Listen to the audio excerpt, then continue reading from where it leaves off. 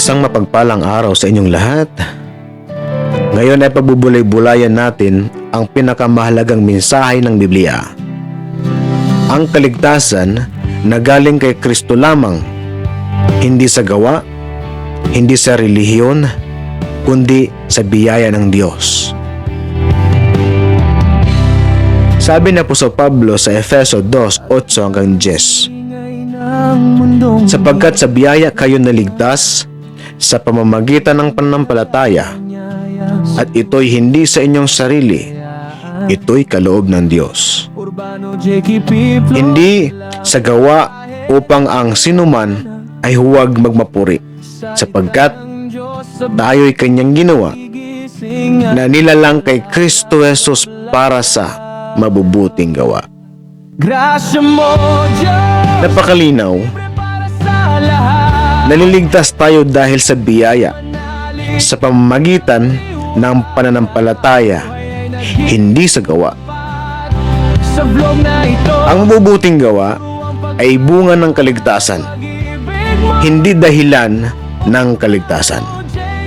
Sinabi ni Apostol Pablo sa Tito 3:5 na hindi dahil sa mga gawa ng katuwirang aming ginawa, kundi ayon sa kanyang awa ay iniligtas niya tayo.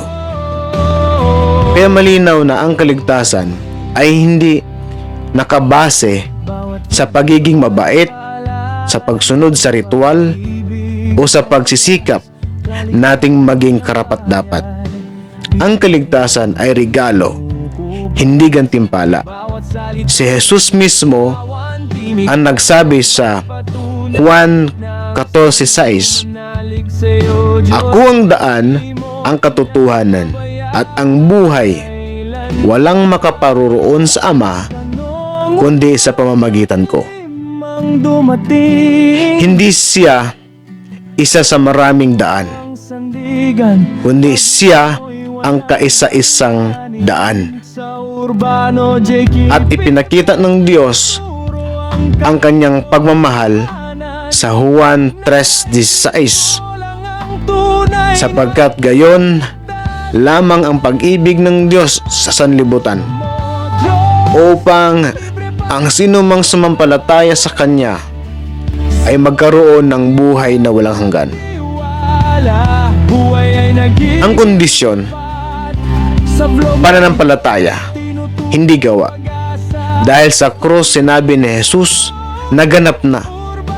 Tapos na ang kabayaran, buo na, tinanggap na ng Diyos. At ang sinumang tumanggap kay Kristo sa pananampalataya ay pinapapatawad, iniligtas, at binigyan ng bagong buhay. Ayon sa Efeso 2:10, tayo ngayon ay kanyang paggawa, bagong nilalang kay Kristo.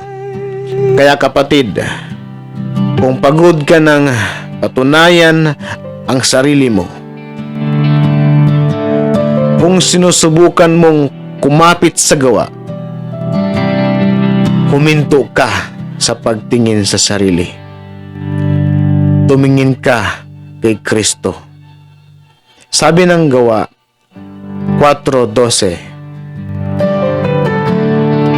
at sa kanino paman ay walang kaligtasan, maliban kay Hesukristo.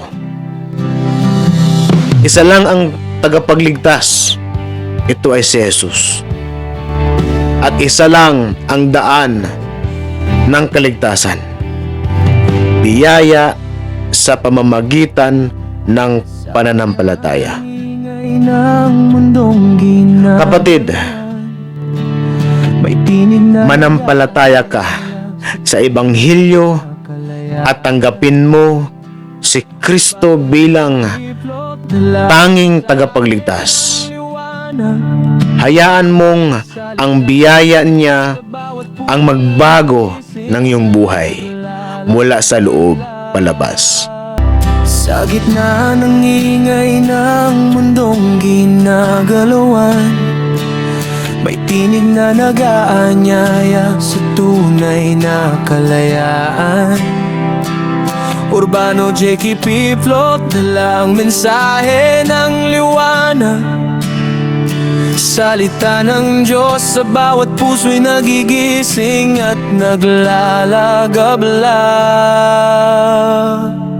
Grasya mo, Diyos, ay libre para sa lahat. Sa manalig at magtiwala, buhay ay nagiging tapat. Sa vlog na ito, tinuturo ang pag-asa at pag-ibig mo. Urbano JKP, nagpapatatag ng pananampalataya ko.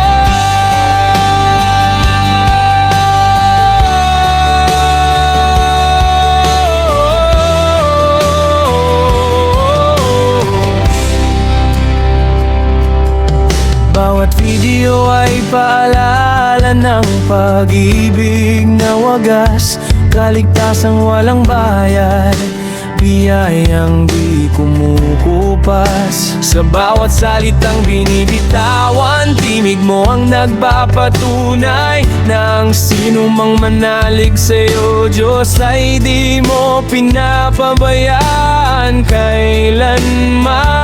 Kahit anong unos o dilim ang dumating, grasya mo ang sandigan, pag-ibig mo'y walang hangganin. Sa Urbano JKP Vlog, tinuturo ang katotohanan na kay Kristo lang ang tunay